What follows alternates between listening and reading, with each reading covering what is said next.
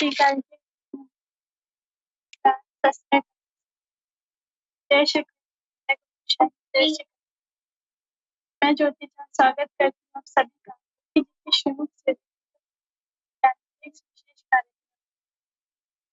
आज हम गीता के 11वें अध्याय से तुम रहस्यों के बारे में डिस्कस करेंगे साथ, क्योंकि इस अध्याय में जो भगवान श्री कृष्ण के जो विराट रूप के दर्शन के बारे में बताया गया है, और इसमें अर्जुन जो कि अनुरागी है हम सबकी तरह, उन्होंने भगवान कृष्ण के जो विराट रूप में बहुत सारी ऐसी चीजों को देखा है जिसको सिर्फ ट्रांसलेशन पढ़ के समझना सरल बात नहीं है। इसके लिए हमें आध्यात्म ज्ञान की आवश्यकता है। इसी के लिए हम इस कार्यक्रम का आयोजन करते हैं ताकि आध्यात्म ज्ञान की रोशनी में भगवत गीता को समझ सके। इसी के साथ मैं स्वागत करती हूँ हमारे अतिथि गणों का, स्वामी विश्वानंद जी महाराज, कुलवधूत स्वामी सच्चिदानंद नाथ जी महाराज और सूफी संत राजेंद्र निगम बाबू जी महाराज का। आप सभी का इस विशेष कार्यक्रम में हार्दिक अभिनंदन। बन करके भगवान जी के आशीर्वाद से और हमारे सतगुरु श्री यूनुस सरदार जी के प्रेरणा से इस कार्यक्रम का हर हफ्ते आयोजन करते हैं। तो इस कार्यक्रम की शुरुआत में सबसे पहला प्रश्न जो है वो स्वामी विश्वानंद जी महाराज से है। प्रश्न यह है कि अर्जुन ने विश्व रूप में देखा कि सब योद्धा उस रूप में समा रहे, जैसे नदियां समुद्र में मिल जाती हैं। क्या सबका उस रूप में समा जाना प्रलय का संकेत है या इसका कोई गहरा आध्यात्मिक अर्थ है? कृपया समझाएं। महान सदगुरु महाराज यूनुस अलगौर जी के चरणों में आशीर्वाद लेते हुए हमारे सब वरिष्ठ संतों को ट्रेन में सफर करते हुए बिहार में भागलपुर जिले में मिशन का काम करने के लिए जा रहे हैं। अभी ट्रेन से हम आप सबके साथ ये प्रोग्राम को आगे बढ़ा रहे हैं।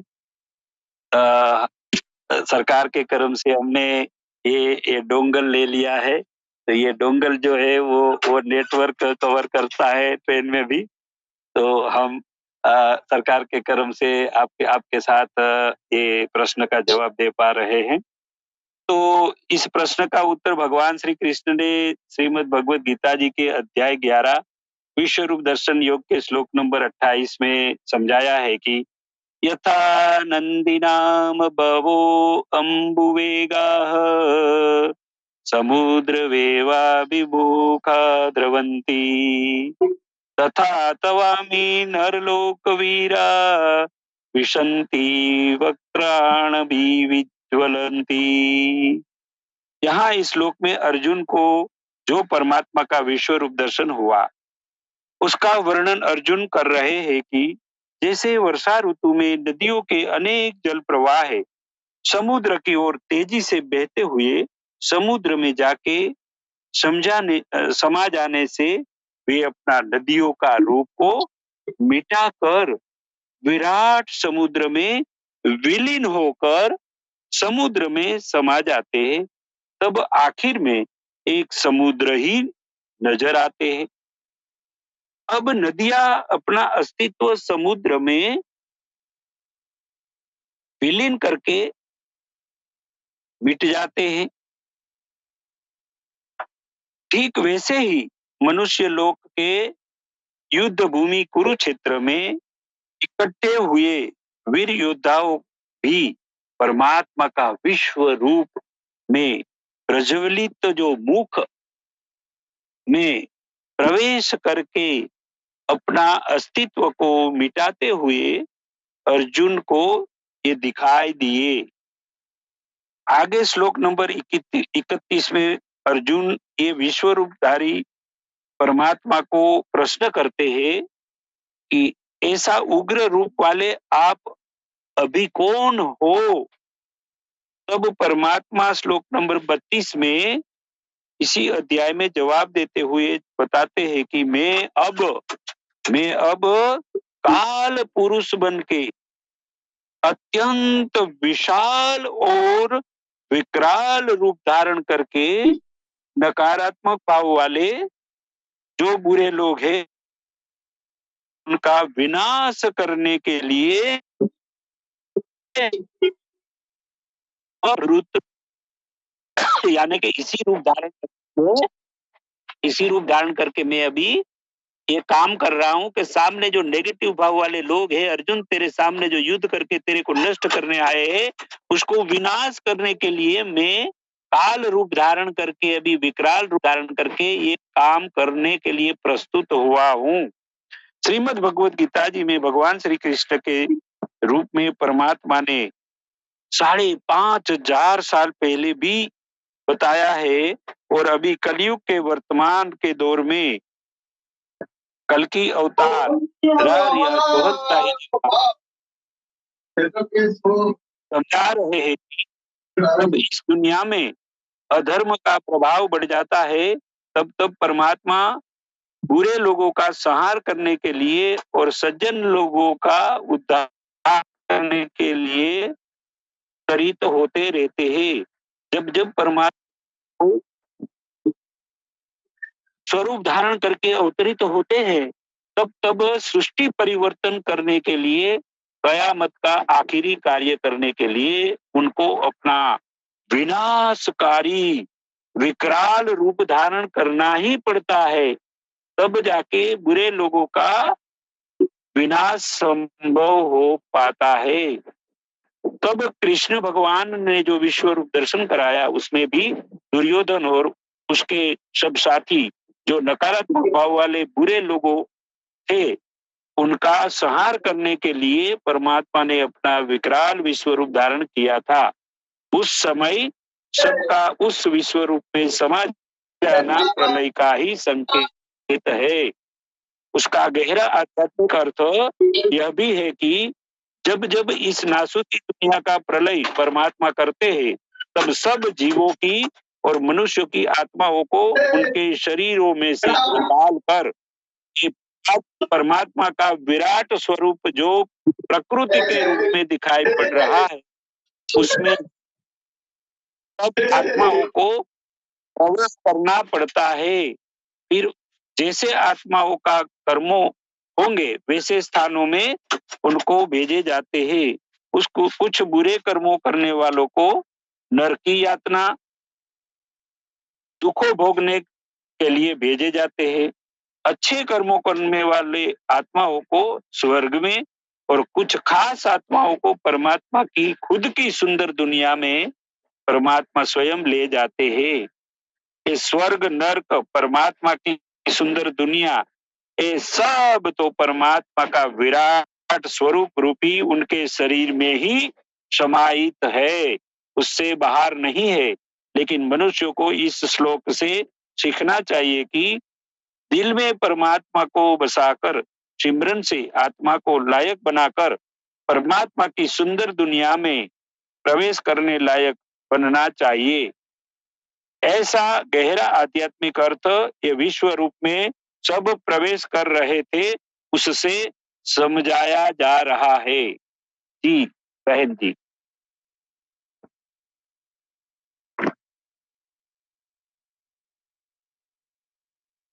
जी बहन जी। बहुत बहुत धन्यवाद। अभी हमारे सामने उपस्थित स्वामी विश्वनाथ महाराज, जिन्होंने इस सफर करते हुए भी इस प्रश्न का बहुत ही भगवद गीता की जो है पाठ करने के साथ हमें इस प्रश्न का उत्तर दिया है। मैं आशा करती हूँ आप सभी को बहुत अच्छा लगा होगा। अभी चलते हैं अगले प्रश्न की ओर, जो है कुलवधूत स्वामी सच्चिदानंद नाथ जी महाराज से। प्रश्न यह है कि अर्जुन कहते हैं कि सब लोग जलती आग में जैसे पतंग जाते हैं, वैसे ही उस रूप में विलीन हो रहे हैं। क्या ईश्वर का यह रूप दया से शून्य है? क्या ईश्वर विनाशक भी हो सकता है? सदगुरु भगवान के चरणों में कोटिसा प्रणाम। आप सभी का यथोचित अभिवादन। अर्जुन अभी पिछले श्लोक में जैसा स्वामी जी ने बताया कि कह रहे हैं कि बहुत से जलों के साथ जैसे उफनाती हुई नदियां समुद्र में समा जाती हैं, वैसे ही बाकी जितने सूरवीर यहाँ हैं वो सब आपके मुख में समा रहे हैं। अगले श्लोक में कहते हैं, यथा प्रदीप्तम जलनम पतंगा विसंति नाशाय समृद्ध वेगा तथैव नाशाय विसंति लोका तवापि वक्त्राणि समृद्ध वेगा। इसमें भी यही कहते हैं कि जैसे पतंगा नष्ट होने के लिए प्रज्वलित अग्नि में अतिवेग से प्रवेश करते हैं, वैसे ही ये सब प्राणी भी अपने नाश के लिए आपके मुख में अत्यंत बढ़े हुए वेग से प्रवेश कर रहे हैं।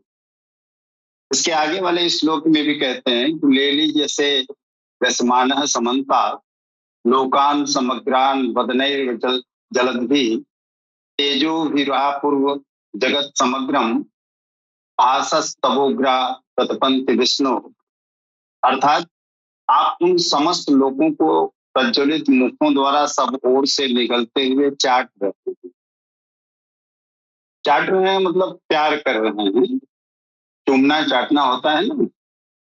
तो असल में यहाँ जो वर्णन है, जो अध्याय 8 में उस विराट का स्वरूप बताया कि विराट कर्म क्या है, विराट का आध्यात्म क्या है और ब्रह्म क्या है। तो स्वभावो अध्यात्म उच्यते, भगवान कृष्ण ने अध्याय 8 में कहा कि ब्रह्म का स्वभाव ही अध्यात्म है। तो उसका स्वभाव हम जानते हैं, उत्पन्न करना, पोषण करना, सृजन, पोषण और संहार, ब्रह्मा विष्णु और महेश। तो दो स्थितियां तो अर्जुन देख रहे हैं, सृजन हुआ और वो जिंदा है। तो दो स्थिति तो वो देख रहे हैं, पालन हो रहा है और सृजन हो चुका है, लेकिन संहार उन्होंने नहीं देखा है। तो यहाँ संहार का ही वर्णन है, मतलब भगवती काली की ऊर्जाओं या क्षमताओं का वर्णन है, या ईश्वर की उस गुण का वर्णन है जिसके द्वारा संहार होता है। तो दूसरी बात यह है कि जब समस्त लोगों का उनके मुख में प्रवेश हो रहा है, तो आखिर अर्जुन किस लोक में थे? तब तो उस लोक के साथ उनको भी प्रवेश हो जाना चाहिए था, लेकिन वो उसमें प्रवेश नहीं कर रहे हैं, बल्कि दूर से देख रहे हैं। तो स्थान कौन सा हो सकता है जहां से देखा जा सकता है? स्पष्ट सी बात है कि उनको भगवान कृष्ण ने वो दिव्य दृष्टि दी थी। दिव्य दृष्टि अर्थात कृष्ण की दृष्टि से वो देख रहे थे, अर्थात इस लोगों के परे, इस काल से परे, ऊपर, इस काल को पार करके वो दूसरे क्षेत्र से देख रहे थे जहां से काल का कोई प्रभाव नहीं है। और दूसरी बात कि जैसे हम लोग वीडियो वगैरह देखते हैं ना, तो अगर 3 घंटे की मूवी है तो उसको हम फास्ट करके गुणे 2 और 4 होता है क्या क्या, तो उसकी स्पीड को बढ़ा देते हैं। तो जो 3 घंटे की मूवी है वो हम आधे घंटे में देख लेते हैं। तो कुछ ऐसी ही स्थिति यहाँ पे है। भगवान कृष्ण इनको द्रुत गति से दिखा रहे हैं, क्योंकि भविष्य दिखाना है। तो अगर तेज गति से नहीं दिखाएंगे तो ये यहाँ रहेंगे भी इस काल में, और भविष्य के काल को कैसे दर्शन करा देंगे? तो गति उन्होंने बढ़ा दिया है और उनको अपने साथ लेके, मतलब इस काल के क्षेत्र से बाहर ले जाके दिखा रहे हैं कि देखो ये स्थितियां हैं। सारे के सारे जो जन्म लिए हैं वो उस चक्र में, उस गुण के कारण कि जो जन्म लिया है वो मरेगा। गुणा गुणेश वर्तन्ते, गुण के अधीन ही सारे कार्य हो रहे हैं। जिसका जो गुण है उस हिसाब से उसका कार्य हो रहा है। तो जो जन्म लिया है वो मृत्यु को प्राप्त होगा जरूर। तो जिनसे तुम डर रहे हो वो सारे के सारे जितने योद्धा हैं, वो द्रुत गति से, जैसे नदियां समुद्र में मिलती हैं वैसे ही मरते चले जा रहे हैं, या मरे हुए हैं। इनको मेरे ही द्वारा या इनके गुणों के आधार पे इनको मार दिया गया है, या भविष्य में मरेंगे ही मरेंगे। तुमको सिर्फ श्रेय लेना है। तो इन्हीं बातों का यहाँ पे चित्रण है इन दोनों श्लोकों में कि उन समस्त लोगों को प्रज्वलित मुखों के द्वारा सब ओर से निगलते हुए चाट रहे हैं। एक शब्द यहाँ आ रहा है कि चाट रहे हैं, मतलब जब संहार होता है तो जो आत्मा है या जो अंश है उस परमात्मा के स्पर्श में जब आती है तो आनंद तो वही है ना। तो उस आनंद की यहाँ थोड़ी सी बात हो रही है कि एक छोटा सा आनंद जिसको मनुष्य इस दुनिया में जिंदगी भर ढूंढते रहता है बहिर्जगत में, वो वास्तव में उस परमात्मा के पास ही पहुंचने पे वो आनंद मिलता है, जो वो चूमता है, जो वो चाटता है, जो बड़ी बड़ी अग्नि के समान जिह्वाओं से समेट रहा है। तो इनको ऐसा एहसास हो रहा है कि वो चूम और चाट रहा है, प्यार कर रहा है, आनंद मिल रहा है। तो उस आनंद की प्राप्ति के लिए उस संहार का वर्ण करना ही या उस परमात्मा में विलय करना ही श्रेयस्कर है। तो उसका विलय का जो तरीका है, जैसा स्वामी जी ने बताया कि उस नाम के संकीर्तन से अपने आप को इतना उन्नत कर लो। यहाँ पे सारे लोगों के मरने का वर्णन है। इसका अर्थ यह है कि तुम्हारी जो आसुरी वृत्तियां हैं, ये तो देखो मैं मार चुका हूं पहले से, ये इनको मरना ही मरना है, तो तुम इनसे भयभीत न हो। ये मरे हुए हैं, इनको मैं मार चुका हूं। मारा अगर नहीं होता तो इस स्थान पे नहीं होता जहां से तुमको मैं दिखा रहा हूं। तो ये साधक के उस परम स्थिति की बात है जहां से जाने के बाद उस परमात्मा से एकाकार हो जाता है। और जब एकाकार हो जाता है तो परमात्मा में ही सब कुछ दिखता है। तो उसी का यहाँ संहार का वर्णन है कि जो चक्र है वो तो चलता ही रहेगा। जो जन्म लिया है वो मरेगा, क्योंकि ये स्वभाव है उस परमात्मा का, उस कॉस्मिक इंटेलिजेंस का, जो उसने फील कर दिया है प्रकृति में कि प्रकृति को अपना काम करना है और प्रकृति का जो गुण है उसी के अनुसार काम होगा। तो उस कार्यों को तू देख और मेरी नजर से देख, मतलब मुझ तक आके देख। ब्राह्मणत्व की स्थिति में या कल्बे शहीद की स्थिति में आके तुम देख कि क्या स्थिति है। जो जन्म लिया है वो मरेगा, इसलिए इसकी चिंता छोड़ दो। तो इन्हीं दर्शनों के प्रति भगवान कृष्ण का निर्देशन है या उनका इशारा है कि इसको देखो, ये स्थिति है और इस स्थिति को तुम भी प्राप्त कर सकते हो उसी भगवान के नाम के द्वारा, उसी सिमरन के द्वारा, जिसको पहले भी बताया जा चुका है, 5000 साल पहले भी, आज भी बताया जा रहा है। तो सारी की सारी स्थितियां उन्हीं 4 वर्गों को प्राप्त करने के लिए है। शूद्र से वैश्य, वैश्य से क्षत्रिय और क्षत्रिय से ब्राह्मणत्व की स्थिति को प्राप्त करने पे क्या स्थिति बनती है, क्या दिखता है, यही विराट दर्शन है। और एक साधक की उच्चतम स्थिति ही विराट दर्शन है। अति सरल उत्तर दिया है आप। मैं आशा करती हूँ कि हमारे व्यूवर्स को भी इस प्रश्न का उत्तर समझ में आने में बहुत आसानी हुई होगी। अभी बढ़ते हैं अगले प्रश्न की ओर। प्रश्न है कि अर्जुन इतना घबरा जाता है कि पूछता है, आप कौन हैं? जब अर्जुन कृष्ण के भक्त और मित्र हैं तो उन्हें विश्व रूप में ईश्वर को पहचानने में इतनी कठिनाई क्यों?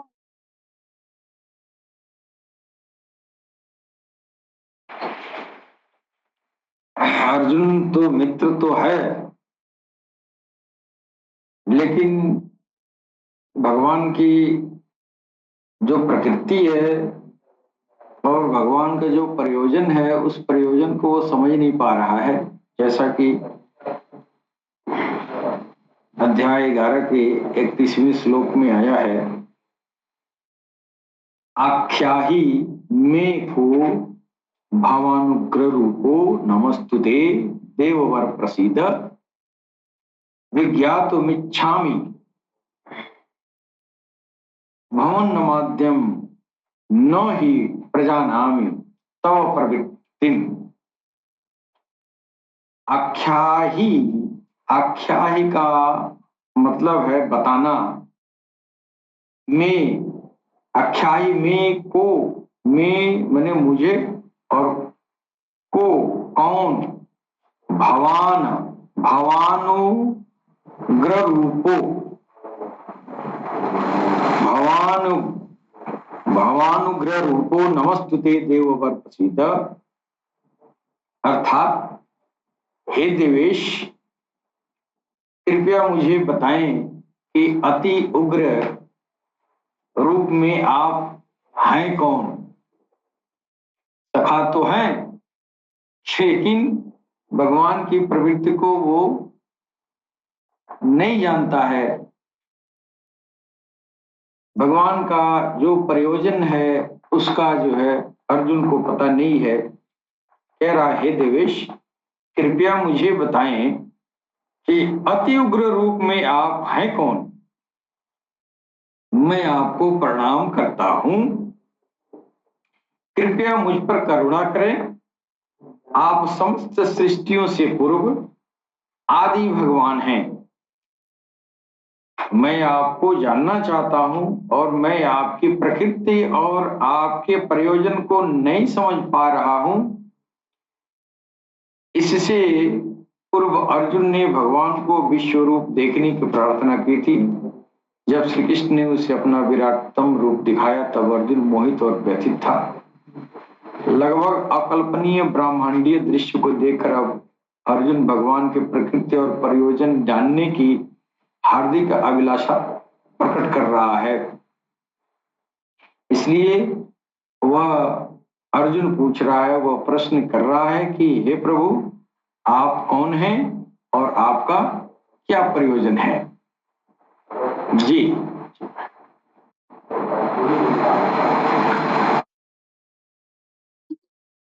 सवालों का उत्तर दे दिया। आगे जी आपका बहुत बहुत धन्यवाद। अभी बैठते हैं अगले प्रश्न की ओर, जो है स्वामी विवेकानंद से। प्रश्न यह है कि कृष्ण कहते हैं मैं काल हूँ, सब कुछ नाश करने आया हूँ। क्या ईश्वर स्वयं काल बन जाते हैं? क्या ईश्वर का रूप स्थिर रहता है या समय के हिसाब से बदलता है?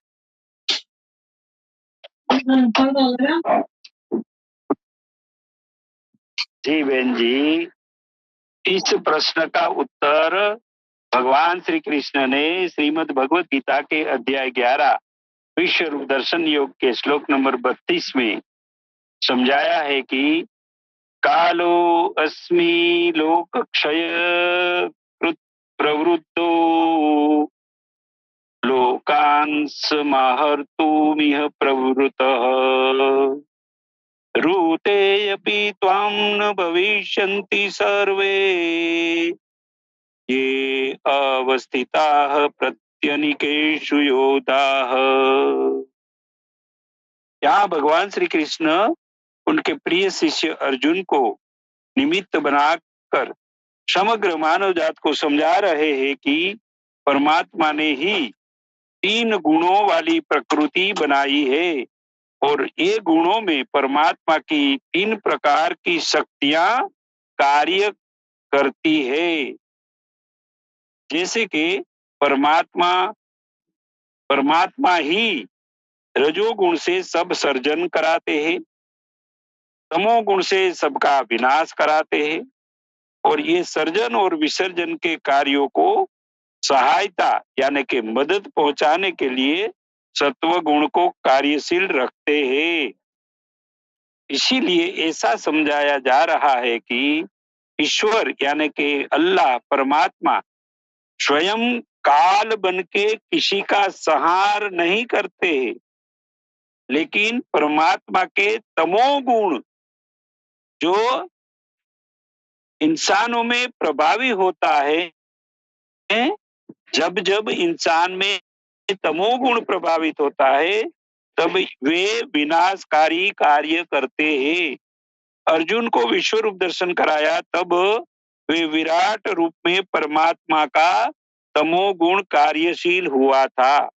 इसीलिए सब उसमें प्रवेश करते हुए उसका विनाश होते हुए अर्जुन को दिखाया गया है।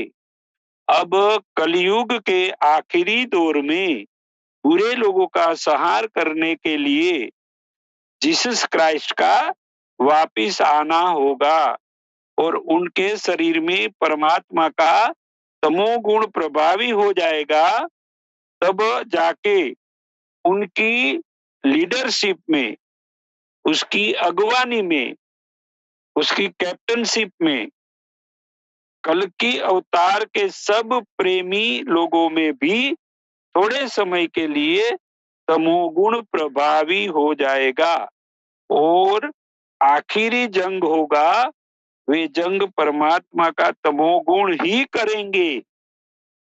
उन तमोगुण से सब बुरे लोग नाश हो जाएंगे। परमात्मा स्वयं विनाशकारी जंग नहीं करते हैं। श्रीमद् भगवत गीता जी में परमात्मा अपरिवर्तनशील, अविनाशी, कायम ही समझाया है। उसमें कोई परिवर्तन होता नहीं है। प्रकृति के 5 तत्व भी वे परमात्मा के स्वरूप में, परमात्मा की हस्ती में कोई परिवर्तन नहीं कर पाते हैं। वैसा समझाया है श्रीमद् भगवत गीता में। जैसे कि उदाहरण के रूप में देखें तो आत्मा ही कोई शस्त्र से नहीं काटा जाता है, कोई जल से भिगोया नहीं जाता है, अग्नि से जलाया नहीं जाता है, पवन से सुखाया नहीं जाता है। तो आत्मा तो परमात्मा का अमर है। जब आत्मा को कुछ नहीं कर पाते प्रकृति के 5 तत्व, तो परमात्मा को तो कुछ कर ही नहीं पाएंगे प्रकृति के 5 तत्व। इसलिए वो परमात्मा का स्वरूप जो है वो कायम है, उसमें कोई परिवर्तन नहीं होता है। साथ साथ परमात्मा का निवास स्थान श्रीमद् भगवत गीता में परमधाम समझाया है। अने इस्लाम में, कुरान में, हदीसों में उसका अर्शे इलाही समझाया है। वहां समय काल का अस्तित्व ही नहीं है। इसीलिए परमात्मा अपना शरीर के साथ युवा स्थिति में वे कायम स्थिर रहते हैं। वहां समय ही नहीं है, इसलिए समय के हिसाब से परमात्मा का साकारी रूप में कोई बदलाव होता नहीं है। वे सदा सदा युवा अवस्था में अपनी सुंदर दुनिया, जो परम धाम कहा गया है, अर्शे इलाही कहा गया है, उसमें अपनी सुंदर दुनिया में वो युवा स्थिति में हमेशा रहते हैं। उनका प्रमाण और खास ज्ञान कल्कि अवतार रियाज गौर साई जी महाराज समझा रहे हैं कि वे स्वयं परमात्मा के रूप में रियाजुल जन्ना में एक युवक के रूप में साकार रूप धारण करके रहते हैं। इस नासुती दुनिया में तो उनके विविध जुस्से यानी कि गुणों वाली शक्तियां, विविध सिफातें अपना अपना विविध रूपों धारण करके विविध जलवों में कार्य करते हैं। इस नासुती दुनिया में उनके जुस्से जिन जिन शरीरों में प्रवेश करके कार्य करते हैं, वे सब शरीरों में समय के अनुसार बदलाव होता रहता है, क्योंकि इस नासुती दुनिया में समय उन शरीरों और जलवाओं पर और गुणों और सिफातों पर, शक्तियों पर प्रभाव डालते हैं।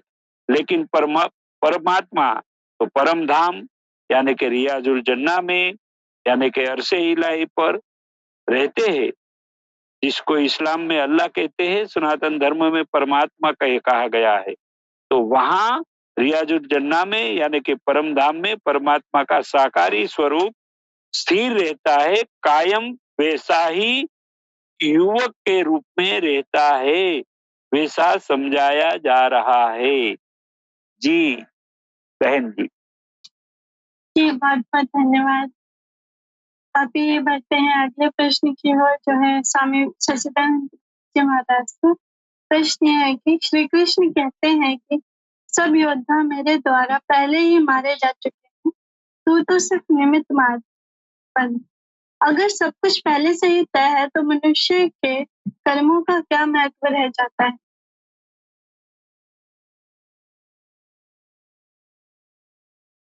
अंत में क्या बोला आपने? आवाज कम आई। प्रश्न यह है कि अगर सब कुछ पहले से ही तय है तो मनुष्य के कर्मों का क्या महत्व रह जाता है?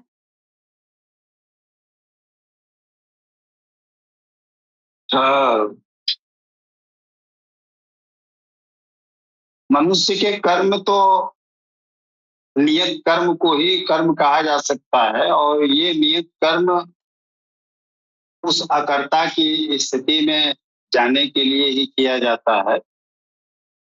मनुष्य के कर्म का यही महत्व है कि वो नियत कर्म करके उस स्थिति तक पहुंच जाए जहां अकर्ता की स्थिति आ जाए, अर्थात ब्राह्मणत्व प्राप्ति के बाद किसी कर्म की आवश्यकता नहीं रह जाती, और जो भी कर्म होते हैं वो लोकहित के लिए होते हैं। उसका उस मनुष्य के या उस ब्रह्मात्मा के या महात्मा के लिए कोई उसका प्रयोजन नहीं रह जाता। नियत कर्मों को उस परम स्थिति को प्राप्त करने के लिए ही किया जा सकता है और किया जाता है।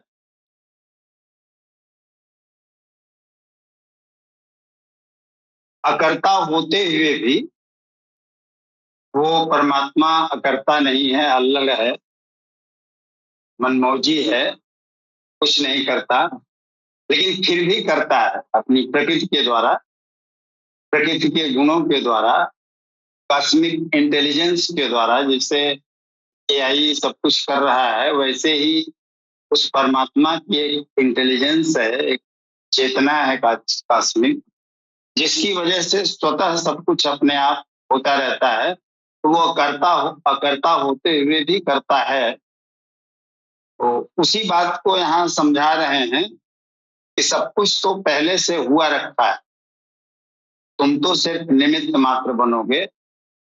इसलिए तस्मात् त्वमिष्ठ उत्तिष्ठ यशो लभस्व जित्वा शत्रुं भुङ्गच्छ राज्यं समृद्धं मयैवैते निहिता पूर्वमेव निमित्त मात्रम भव सव्यसाचिन्।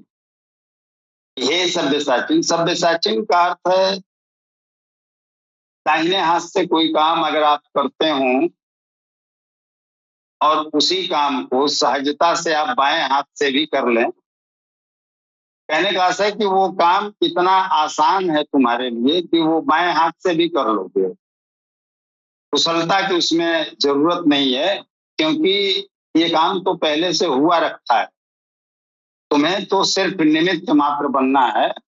इसलिए हे अर्जुन, तू युद्ध के लिए खड़ा हो, यश प्राप्त कर, शत्रुओं को जीत, समृद्ध संपन्न राज्य को भोग। ये सब सूरवीर मेरे द्वारा पहले से ही मारे हुए हैं। सूरवीर मतलब जो आसुरी संपद है, ये पहले से ही मारे जा चुके हैं। जो काम है, क्रोध है, लोभ है, मोह है, ये सब मेरे ही द्वारा मारे जा चुके हैं, और तुम भी इस पे नियंत्रण रख के ही यहाँ तक पहुंचे हो, क्षत्रित्व की स्थिति तक आए हो, मतलब कल्वे मुनीब की स्थिति तक पहुंचे हो। ये जो आखिरी छलांग है, ये छलांग लगा जाओगे तो कल्वे शहीद हो जाओगे, नफ्स मुतमइन्ना बन जाओगे, मन तुम्हारा संयमित संतुष्ट हो जाएगा। तो ये सारी विभूतियां तो जो आसुरी हैं वो पहले से ही खत्म है, और एक स्थिति ऐसी भी आएगी कि तुम्हारे पक्ष के योद्धा, मतलब जो दैवी संपद है, जो वृत्तियां उस परमात्मा से मिलाती हैं, इनका भी अंत हो जाएगा, ये भी मारे जाएंगे। बचेंगे यही 5 स्थितियां: सत्संग की, नियम कानून से साधना करने की, अनुराग की, भाव प्रबलता की, और धर्म की, सत्य की। बाकी जितने योद्धा हैं, जो दैवी संपद है या आसुरी संपद है, ये सारे के सारे ब्राह्मणत्व की स्थिति में समाप्त हो जाएंगे। उस परमात्मा तक जब पहुंचेंगे तो ये सारी जो वृत्तियां हैं ये सब शांत हो जाएंगी, इनके करने का या न करने का कोई औचित्य नहीं रह जाएगा।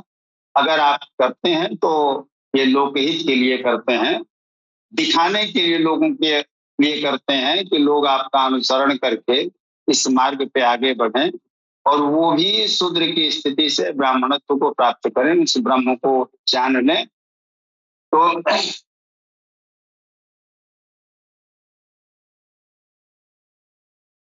अब यही स्थिति है जो प्रकृति के द्वारा वो कार्य कराते हैं। सर्वत्र श्री कृष्ण ने ये कहा कि परमात्मा न कुछ स्वयं करता है न कराता है, न संयोग ही जोड़ता है। मोहावृत्ति विद्धि के कारण ही लोग कहते हैं कि परमात्मा कराता है, किंतु यहाँ ये स्वयं ताल ठोक कर खड़े हो जाते हैं कि अर्जुन करता धरता तो मैं ही हूँ, मेरे द्वारा ये पहले से ही मारे हुए हैं, तुम खड़ा भर हो और यश लो। तो हकीकत तो यही है कि परमात्मा कुछ नहीं करता, प्रकृति करती है, प्रकृति के नियम करते हैं। वो तो अकर्ता की स्थिति में अल्हड़पने में अपना आनंद लेता है, क्योंकि परमानंद तो वही है, तो उस आनंद में वो डूबा रहता है। उसे कुछ भी करने की जरूरत क्या है? उसकी तो चाहत मात्र से जब प्रकृति संपादित होती है, प्रकृति का स्फुरण होता है, तो उसे कुछ करने की क्या आवश्यकता है। आगे पुनः इस पे बल देते हैं कि द्रोणम च भीष्मम च जयद्रथम च कर्णम तथान्यान्यपि योगवीरान मया हस्तास्त्वं जहिमा प्रतिष्ठा युद्धस्व जेतासि रणे सपत्नान। इन द्रोण भीष्म जयद्रथ और कर्ण तथा अन्यान बहुत से मेरे द्वारा मारे हुए सूरवीर योद्धाओं को तुमार। ये जितनी भी, इस मतलब क्या, हमारा अहंकार, हमारा भ्रम। द्रोण मतलब जो द्वैत की स्थिति है, जहां तक वो शिक्षा मिलती है वो द्रोण है। तो ये जितनी भी वृत्तियां हैं, ये तो सारे के सारे मेरे द्वारा पहले से ही मारे जा चुके हैं। इसलिए मारे जा चुके हैं कि मैं ब्राह्मण बन गया हूँ, मैं उस ब्रह्म का स्वरूप बन गया हूँ, मैं ब्रह्म ही हूँ। शिवोहम ब्रह्म भैरवोहम, मैं ही शिव हूँ, मैं ही भैरव हूँ। तो जब इस स्थिति को हमने प्राप्त कर लिया है, तो स्पष्ट सी बात है कि ये काम, क्रोध, लोभ, मोह, ईर्ष्या, ये सारी वृत्तियों को हमने पहले ही मार दिया, चाहे वो हठ योग से, चाहे भगवत कृपा से। लेकिन ये सब के सब मरे हुए हैं। तुमको तो केवल साहस करना है, खड़ा होना है और नाम कमा लेना है कि मारा हमने। तो ये यश तुम प्राप्त करो। और वस्तुतः प्रकृति और उस परमात्मा पुरुष के बीच एक सीमा है। जब वो पुरुष प्रकृति को जन्म देता है या अपनी माया को रचता है, तो उसके बीच में एक दीवार सी रहती है, जहां से प्रकाश दिखता है। उसके पीछे का जो अंधकार है वो तो कभी नहीं दिखता, दीपक तले अंधेरा वाली स्थिति। तो जो प्रकाश में दिख रहा है वो इतनी आकाश गंगाएं हैं, और उस आकाश गंगाओं में ये पूरा ब्रह्मांड एक आकाश गंगा का है। तो विस्तार उसका कितना है ये तो कल्पना से भी परे है। तो वो सीमा के इस पार अगर थोड़ा सा भी झुकाव है प्रकृति की तरफ, तो माया वहां विवश करती है, अपनी तरफ खींचने का प्रयास करती है। आपकी ज्ञानेंद्रियों की तन्मात्राएं आपको उलझाने का प्रयास करती हैं। लेकिन अगर भगवत कृपा है या आप संयमी हैं, तो इन बाधाओं से आप पार निकल जाते हैं। और ये सदगुरु की कृपा या इष्ट की कृपा से ही अधिकतम होता है। अपने प्रयासों से तो साधक कभी कभी फिसल भी जाता है, लेकिन जिसपे नजरे करम है, जो उसकी कृपा का पात्र बन गया है, उसको ये दुर्वृत्तियां कभी विचलित नहीं कर सकती। और ये परमात्मा उसके हृदय में बैठ के उसका निर्देशन करने लगता है, उसका सारथी बन जाता है, तो जिसके सारथी भगवान स्वयं हों, उस रथी को युद्ध करने में कौन सी दिक्कत होगी? क्योंकि वो तो पहले से ही बता देंगे ना कि देखो इसका मर्म ये है, इस मर्म पे चोट करो ये समाप्त हो जाएगा। तो केवल सदगुरु का यहाँ वर्णन है कि केवल तुम निमित्त मात्र बन, करता तो मैं या मेरा गुण, जो स्वभाव है मेरा जीओडी का, वो गुण काम करेगा। तुम केवल नाम कमा लो और इस परम ऐश्वर्य को प्राप्त करो। परम ऐश्वर्य मतलब धन दौलत रुपया पैसा की बात यहाँ नहीं चल रही है। परम ऐश्वर्य मतलब उस परमात्मा की ऐश्वर्य, कृपा या उस परमात्मा की प्राप्ति, यही तो सबसे बड़ा धन है। लोग मगन हो के गाते हैं, पायो जी मैंने राम रतन धन पायो। तो सबसे बड़ा तो धन यही है, परमात्मा की कृपा या उसकी भक्ति। तो ये उसको सदगुरु की कृपा से प्राप्त हो जाता है, और ये प्राप्त होगा तो तुम्हें आनंद भी आएगा। इसलिए केवल खड़ा हो, कायर न बन, खड़ा हो और युद्ध कर। युद्ध करने का नाटक कर। युद्ध क्या करेगा? मरे हुओं को तुम क्या मारेगा? इनको तो पहले से ही मैंने मार दिया है। इन सारी वृत्तियों का संहार मैं कर चुका हूं। तू केवल मेरा प्रिय है, इसलिए नाम कमा ले। काम मैं कर दे रहा हूँ, हमारी प्रकृति ये काम कर दे रही है, हमारी शक्ति, हमारी सिफात ये काम पहले से कर चुकी है। तू खड़ा हो जा और लाभ ले ले, उस परम तत्व को प्राप्त कर ले, उस राम धन को प्राप्त कर ले, उस परम आनंद को प्राप्त कर ले और आनंद कर, मौज कर। यही सब यहाँ समझाने का प्रयास हमको लगता है कि भगवान कृष्ण ने किया। और पूरी गीता शूद्र से ब्राह्मणत्व तक जाने का ही रास्ता है। अब इसको यथार्थ में हम शब्दों के ऊपर जाएंगे तो कुछ इतर अर्थ भी हो सकता है, लेकिन आध्यात्मिक अर्थ यही है कि जो उस परमात्मा का स्वभाव है, स्वभावों के अनुसार ही ये सारा संचालन होता है, चाहे वो सृजन हो, चाहे वो पालन हो, चाहे संहार हो।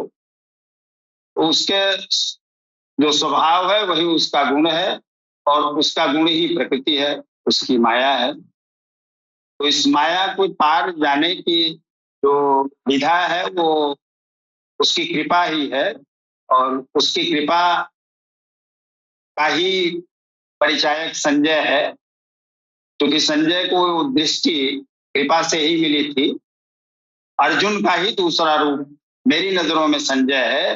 जब हम स्वतः का अवलोकन करते हैं तो संजय बन जाते हैं, और जब अनुरागी होकर भगवान की तरफ याचना करते हैं या उनसे सहायता की बात करते हैं तो अर्जुन अनुरागी रहते हैं। तो ये दोनों स्थितियां भी थोड़ी देर अर्जुन बोलेंगे, फिर उसके बाद जब अवलोकन करेगा साधक तो संजय उबाच आ जाएगा। तो इन्हीं बातों का वर्णन बार बार है, बार बार इसी नफ्स की, इसी कल्प की, इसी माया की, इसी शरीर और मन की, इसी बुद्धि की, इन्हीं बातों की चर्चा यहाँ पे है। कुल मिला के हमको सदगुरु के बताए रास्ते पे चल के इस वृत्तियों का दमन कर देना है, या इन वृत्तियों से पार पाके उस ब्राह्मणत्व को पा जाना है, उस परमात्मा को पा जाना है, उस ईश्वर को पा जाना है। यही हमारा लक्ष्य है और यही गीता कह रही है। बहुत बहुत धन्यवाद। बहुत ही विस्तार से आपने एक एक बात समझाई है इस प्रश्न की। अभी बढ़ते हैं अगले और अंतिम प्रश्न की ओर, जो है सूफी संत राजेंद्र निगम बाबूजी महाराज से। प्रश्न ये है कि अर्जुन के मन में भय और विस्मय दोनों है, तो क्या भक्ति में डर होना स्वाभाविक है? क्या ईश्वर के रूप से घबराना आध्यात्मिक कमजोरी या फिर ज्ञान की शुरुआत का संकेत? कृपया समझाइए।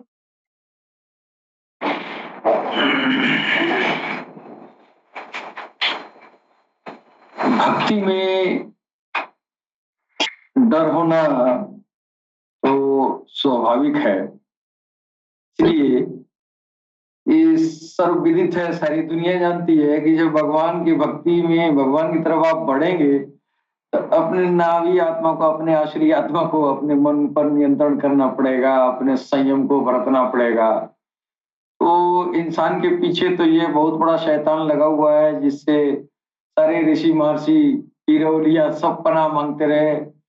जितने अवतार भी आए, पैगंबर आए, मुरसलीन आए, रसूल आए, सब के सब उस शैतान से पनाह मांगते रहे। तो डर तो अध्यात्म ज्ञान जब भगवत रास्ते पर आदमी चलता है तो पहला यह जो है लकड़ी यही शैतान मारता है कि खबरदार, अगर तुम भगवान की तरफ जाना पड़ेगा तो तुमको तो ये बीवी बच्चों को छोड़ना पड़ेगा और सूखी रोटियां खानी पड़ेगी, जंगल में जाना पड़ेगा। तो भय ही है ना एक तरह का।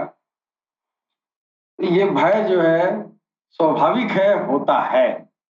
लेकिन अब बात रही कि ईश्वर के रूप से घबराना आध्यात्मिक कमजोरी या फिर यह ज्ञान की शुरुआत का संकेत है। तो आपने पूछा है कि आध्यात्मिक कमजोरी नहीं होती है, आध्यात्मिक क्षमता होती है। आपके अंदर जितनी भी आध्यात्मिक आपके अंदर पावर होगा। अब देखिए, अध्यात्म का जो सिस्टम है, जो निजाम है, वो कंप्लीट जो है वो नूर और दिव्य ज्योति पर चलता है। आपका हर आध्यात्मिक विकास नूर पर, ज्योति पर ही निर्भर है। जैसे आपका शरीर जो है दाल रोटी पर निर्भर है, उसी तरह आपके अध्यात्म राह में चलने वाली जो सूक्ष्म आत्माएं हैं, उन आत्माओं को भी आपके जिस्म की तरह उसको भी जो है खिलाना पड़ता है। ये जिस्म और ये आत्माएं, ये जिस्म इस दुनिया में सरवाइव करने के लिए दिया गया, इस जिस्म को चलाने के लिए दिया गया। लेकिन भगवान के भक्ति में, आराधना साधना में, अध्यात्म विज्ञान में, भगवान तक पहुंचने में उसके लिए इस्तेमाल करने वाली कोई अलग चीजें रखी गई हैं, जिसकी सूक्ष्म आत्माएं कहा गया।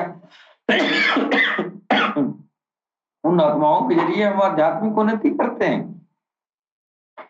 जब आध्यात्मिक उन्नति करते हैं तो ये आध्यात्मिक उन्नति कैसे होती है? आप भगवान के नाम का सिमरन करते हैं। सारे ऋषि महर्षि, जितने साधु संत महात्मा और जितने पीर औलिया हैं, सब भगवान के नामे का जाप किए हैं। सब जापे की तरफ बुलाते हैं, नाम जप, नाम जप, नाम जप। तो ये नाम जप का मतलब जो है, हमको जो है अब तक किसी ने नहीं बताया। सारे ऋषि महर्षि पीर औलिया चाहे किसी भी धर्म में हो, भगवान के नाम को जप जप जप जप करने के बाद क्यों करते हैं? ये सरकार को और शाही एक बता रहे हैं, अरे भाई वो जो तुम राम राम करते हो ना, वो तुम अपनी अध्यात्म इस्तेमाल में लाने वाली जो आत्माएं, सूक्ष्म आत्माएं, उनको जागरण करते हो। वो राम राम राम राम, हरे राम, अल्लाह अल्लाह अल्लाह, या भगवान का कोई भी कलाम अगर तुम मंत्रोच्चारण कर रहे हो तो उसके तकरार से वो जो है भगवत नाम की ज्योति बनती है। वो स्पेशल एक तरह का न्यूट्रिशन है तुम्हारी सूक्ष्म आत्माओं का। जब ये सूक्ष्म आत्माएं उस न्यूट्रिशन को लेंगी तो जाहिर वो ताकत पकड़ेंगी। तो आध्यात्मिक कमजोरी, जब अध्यात्म में जो नहीं जा रहा है वो कमजोरी है। लेकिन जो चल दिया, जिसको नूर और ज्योति की ताकत मिल गई, अब वो जो है वो जो है डरेगा नहीं, उसको कमजोरी नहीं होगी। आध्यात्मिक ताकत होती है, कमजोरी नहीं होती है। वो अगर नूर और ज्योति बनाना सीख लिया तो दिन पर दिन वो ताकतवर बनता जाएगा। अब कैसे वो ताकतवर होगा? उसको ताकत, जिसको ताकतवर बनाना है वो अंदर छुपा हुआ है।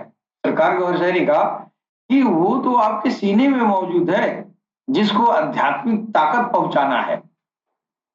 वो आपके भगवत नाम के सिमरन से जो ज्योति और नूर बन रहा है, उसको वो गिजा लेगा, फिर वो ताकत पकड़ेगा, फिर वो परवाज करेगा, उड़ेगा। हाँ, ये जिस्म जो है दाल रोटी खा के 6 फीट कूद सकता है, इससे अधिक नहीं कूद सकता है।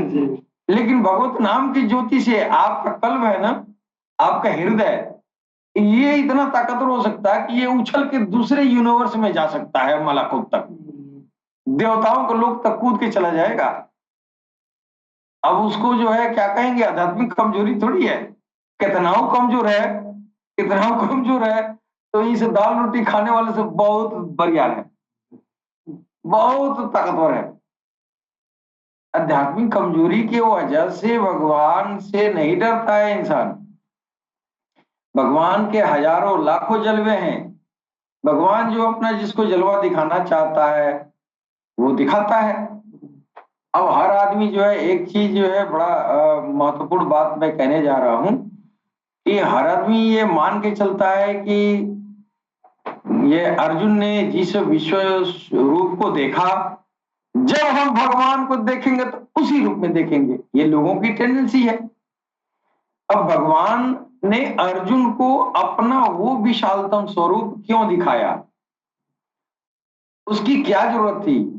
इसका मतलब ये नहीं हुआ कि जो भी दर्शन करेगा भगवान तक पहुंचेगा, बस भगवान वो विकराल स्वरूप दिखा के डराएंगे, ऐसा नहीं होता है।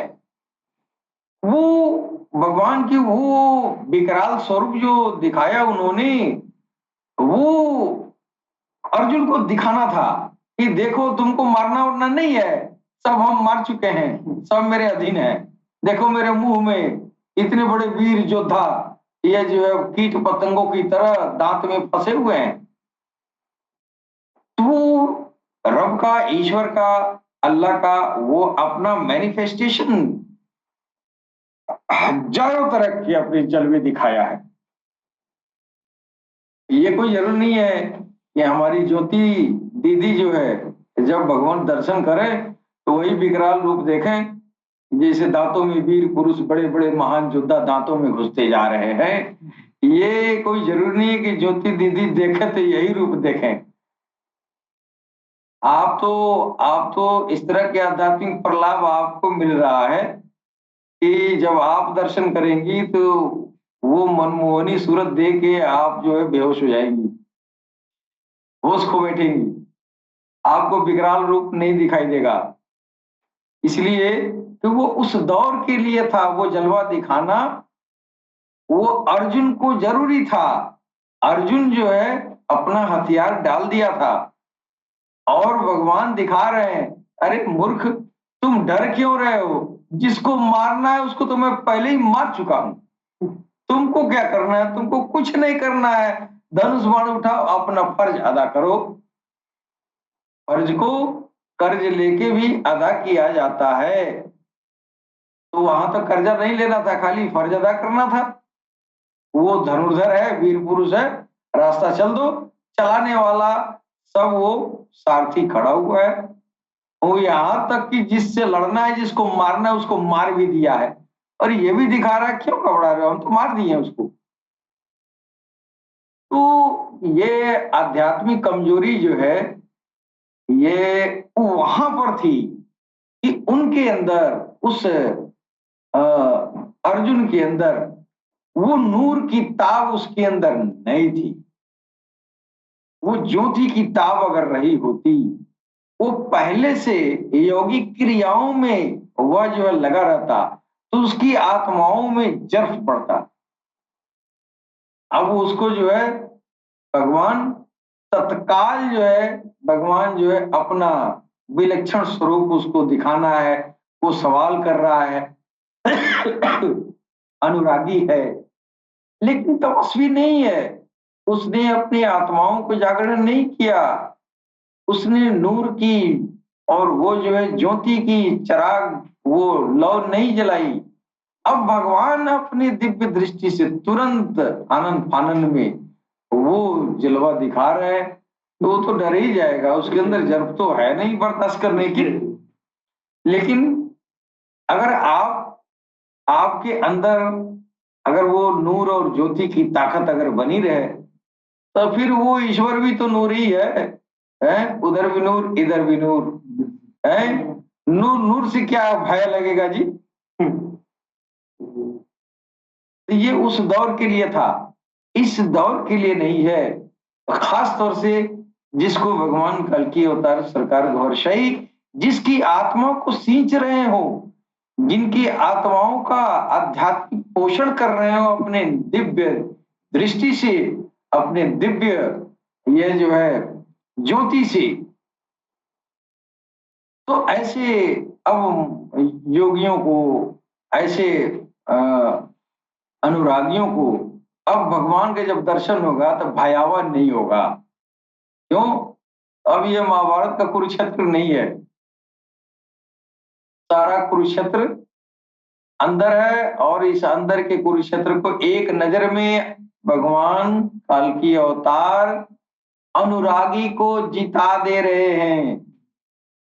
इसलिए कि आपको पहले से आपके अंदर सहन शक्ति नूर की बनाई जा रही है।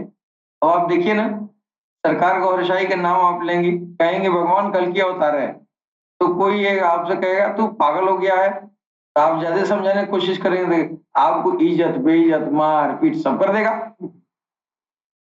अब आपको बर्दाश्त करने की क्षमता बनाई जा रही है, आपके अंदर जर्फ पैदा हो, सहन पैदा हो। ये अध्यात्म में अगर ये नहीं है तो वो आगे नहीं बढ़ता है। ये जब मटिया पलीद हो जाती है नफ्स की, जब दुनिया वाले थूकने लगते हैं, अपने को मिट जाता है इंसान कि अब हम तो किसी काम लायक नहीं है। लेकिन इस स्तर पे कोई साधु महात्मा चल रहा है, किसी साधु महात्मा को बेटे कह दीजिए, उठा के चप्पल गड़ासा से काट देगा। क्यों काट देगा? उसके नफ्स पर चोट लगेगा कि तो हमको गरिया दिया है कि नहीं। अब वो गरिया क्या, गाली देना तो दूर की बात है, साधु बाबा के सामने कोई गुस्ताखी हो जाए तो पगला जाते हैं। क्या है नफ्स की, वो उनके अंदर क्या ताकत है बर्दाश्त की। लोगों ने भगवान के लिए अपनी चमड़ी खाल खाल उतार दिया, और आज के साधक पूजा पंडा पादरी और ये जो है वली औलिया तथा कथित, अब तो वली औलिया है नहीं, तथा कथित है। अब देखिए कौन भगवान के लिए क्या सह रहा है।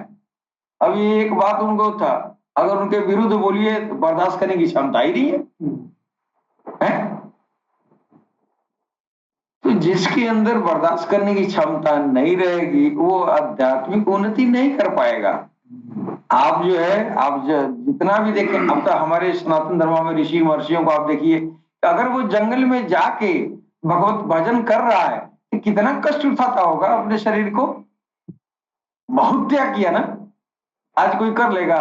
नहीं करेगा। क्यों नहीं करेगा? भगवान मिले चाहे ना मिले, जंगल वंगल तो हम नहीं जाएंगे। अभी तो गर्मी नहीं बर्दाश्त हो रहा है ना। भगवान मिले चाहे मत मिले। तो ऐसे लोग जो है, ऐसे लोग तो भगवत राह में तो घाबड़ाते ही हैं।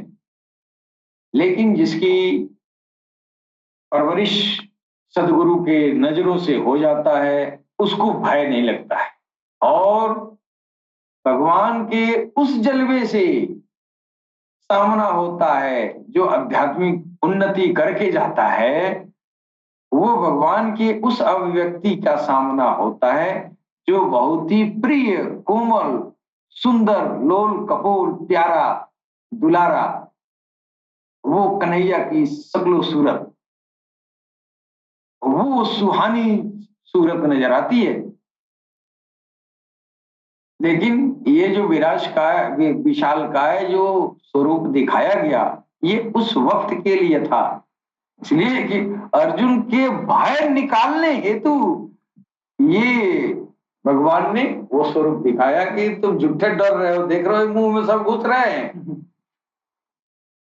तो बहन जी, अगर आप भगवान का दर्शन अगर करना चाहती हैं तो आप ये मत समझिएगा कि अर्जुन ने जो देखा है दांत में बहादुर और वीर सिपाहियों को घुसते हुए और दांतों में फंसते हुए, आपके सामने वो नहीं होगा। क्यों? तो अर्जुन को वो जो आनन फानन में वो जो वहां तक, इसलिए सवाल ही था ना, सवाल करता जाता था तो बिना तैयारी के उसको उसकी जरूरत था ही नहीं, तो भगवान ने उसको जो है वो उस समय के हिसाब से वो जलवा वो स्वरूप दिखा रहे हैं। यार डराओ नहीं, ये सब घुस रहे हैं, देख रहे हो मार दिए हम सबको। तो डर निकला ना, है कि नहीं? ये भगवान की अपनी अपनी अदाएं हैं, अपना अपना उनका अभिव्यक्तियां हैं। तो अब जब भगवान का दर्शन होगा तो ऐसा नहीं, कोई जरूरी नहीं है कि अर्जुन ने जो भयावह रूप देखा वो हम भी देखेंगे, ऐसा नहीं हो सकता। अब आप देखेंगी तो वो प्यारा सलोना स्वरूप ही देखेंगी, जैसा आप गुमान करेंगे वैसा ही भगवान आपके सामने रखेंगे। और वही गुमान वो किया, वो डर रहा था, भगवान ने कहा मत घबराओ, ये सब खत्म है, तुमको कुछ नहीं करना है, खाली धनुष उठा लो, पूरा पूरा करो, सब हम कर लेंगे। ठीक है बहन जी, इसके साथ ही हम अपने वाणी पर विराम देंगे। लग रहा है कि घड़ी हमारी इशारा कर रही है जी। घड़ी घड़ी का तो समय कम निकल जाता है, पता ही नहीं चलता। बाकी आज बहुत ही अच्छा लगा इस एपिसोड में, बहुत आनंद, सभी तीनों स्वामियों ने सभी प्रश्नों का जो बहुत आनंद कर दिया। काफी मनोरंजक था, आगे भी बढ़ेगा एक दो एपिसोड तक। फिर इसी के साथ मिलते हैं अगले शनिवार को 11:30 से 12:30 के बीच। लेकिन हमारे जो व्यूअर्स हैं वो हमारे सतगुरु जी के लाइव देखने के लिए बने रहे 3 बजे से 5:30 के बीच। इसी के साथ मैं भी आप सभी से विदा लेती हूँ। जय श्री कृष्ण, जय श्री कृष्ण, जय गणेश।